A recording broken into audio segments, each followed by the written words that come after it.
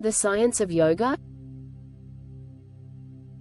Yoga means union with the divine, union with your innermost core. But what does that core actually mean? In this video, we'll explore the human system through the lens of modern biological science and ancient Vedic wisdom to help us better understand the mechanism by our mind functions. What makes us different from animals or even a single living cell? Is it our ability to manipulate the world? At the microscopic level, a single cell also constantly responds to external stimuli and adapts to its environment. Perhaps what sets us apart is our ability to create, think, and organize. This capacity, often referred to as intelligence, enables us to build systems of knowledge like mathematics, physics, chemistry, biology, sociology, psychology, and anthropology. Because even a living cell performs all of our basic functions: responding, growing, defending, reproducing, and aging. Ancient Eastern philosophy, particularly the Upanishads, offers a radical and profound understanding of the human system, which we'll explore in this video. At the heart of the Upanishads lies a striking metaphor: two birds sitting on the same branch. One bird eats the fruit, enjoys it, and suffers from it. The other bird watches silently, untouched. The first bird is the ego, the doer. The second bird is the Atman, the witness, pure and free. Most of us live like the first bird, caught in endless reactions. This video is an invitation to remember the second, the witness within. This isn't just philosophy. It's medicine for confusion. It's freedom from cycles of anxiety, disappointment, and restlessness. Part 1. The 5 koshas. The Upanishads describe 5 koshas, or sheaths, like veils between you and the truth. Each kosha is like a costume worn by the self, convincing you it is your real identity. But these are only layers. 1. Annamaya kosha, the food sheath. This is your physical body, made of food, sustained by food, and destined to return to food. Like a rented house, we occupy it temporarily. But it's not the true resident. The body's dharma is to survive and reproduce. You can influence it through physical exercise, and science shows how brain activity affects somatic cell development. The root chakra, home to the sexual glands, governs this body, which is constantly producing seeds for reproduction and is naturally equipped for regeneration. 2. Pranamaya kosha, the energy sheath. While modern science speaks of cellular respiration, Vedic science describes this as only a portion of the pranic system. The Vedas describe 5 subtypes of pranic energy. Ethnobotanical medicine, Ayurveda, and traditional Chinese medicine work with this sheath. Breath, a vital access point to prana, can shift brainwaves, alter neurochemistry, and reshape psychological states. Yoga sees this kosha as subtler and more central than the physical body. 3. Manomaya kosha, the mental sheath. This is the domain of thoughts, feelings, and opinions. Joy one day, sorrow the next. We say, my thoughts, but the word, my, implies we are not them. This is the dream body. It creates inner landscapes, as artists and creators do, and is often under the sway of unconscious forces. Jungian and Freudian psychology examine this sheath, especially in how it connects with the physical body. Modern science knows little about it, mostly limited to behavior and cognition. The ego is considered as the false master of the Manomaya kosha, otherwise known as the mind. 4. The intellect sheath.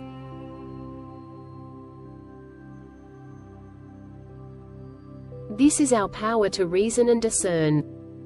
Nevertheless, lack of wary can even confuse this faculty, as ego can sometimes pollute the conscience. True knowledge includes knowing its limits. Socrates, the father of Western philosophy, taught that understanding the soul begins with the intellect. But he also accepted his limits of knowing. This kosha discerns truth from falsehood and introduced moral inquiry into intellectual tradition. The faculty called buddhi, which should be the king of the state called mind, manomaya kosha, can shine as intellect, Greek tradition, or intelligence, Eastern philosophy, when it takes control over the monkey mind, the ego. Intelligence provides a platform for self-inquiry and is considered as the sharpest tool for piercing through the veil of Maya, the apparent cause of metaphysical illusion. Nevertheless, most of the people's mind is ruled by ego rather than the intellect, which is the root cause of suffering and confusion pandemic in the world. 5. Anandamaya kosha, the bliss sheath. This is the calm of meditation, love, and surrender. But this is also the last trap in the inner journey, as even bliss can become an attachment. Anandamaya kosha is the final veil. While neo-spiritual thought school would suggest that Anandamaya kosha is realized after transcendence, however, my reflections suggest that this layer is still a sensation that needs to be transcended. Buddha therefore talks about compassion, which is the flowering product of the Buddha. Imagine peeling an onion. With each layer, you think, now I've found the center. But the true self is not in the onion. You are always the hand peeling it. Now, let's move into the 4 modes of being and how they connect with the 5 koshas. Part 2. The states of consciousness. 1. Jagrat, waking. You may think you're awake, but if your thoughts simply repeat yesterday's patterns, you're sleepwalking. Waking isn't just about open eyes, it's about alert attention. In this state, we respond to mental representations as if they were real, reacting through sensory inputs like sight, sound, and touch. 2. Swapna, dreaming. Here, the senses turn inward, creating an inner world of desires, fears, and suppressed impressions. You temporarily lose identification with the physical body and assume a dream body. Drug-induced states and mystical experiences often occur here. Time, space, and physics behave differently. This zone fosters creativity but can also give rise to craving, hatred, and illusion.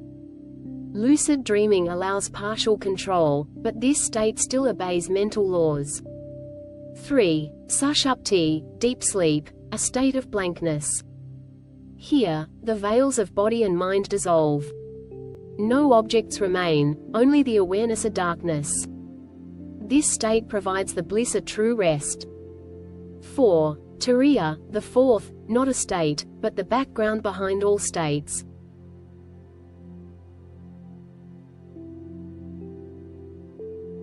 It is stillness itself. It is your true nature. Turiya is the silent source within them all. Om is its sacred expression. Turiya is pure witnessing. Part 3. Vidya and avidya. The Isha Upanishad offers a paradox. He who knows both vidya, knowledge, and avidya, ignorance, together goes beyond death. Those who pursue only one fall into darkness, and those who chase spiritual truth, vidya, while trapped in worldly delusion, avidya, fall even deeper. Scientists often deny the consciousness. Mystics may deny the world. The Upanishads demand both. To be whole, we must understand both the science of objects and the science of the subject. As Gurdjieff observed, in the East, being is cultivated, but not always matched with knowledge. In the West, knowledge is prized, but being is underdeveloped.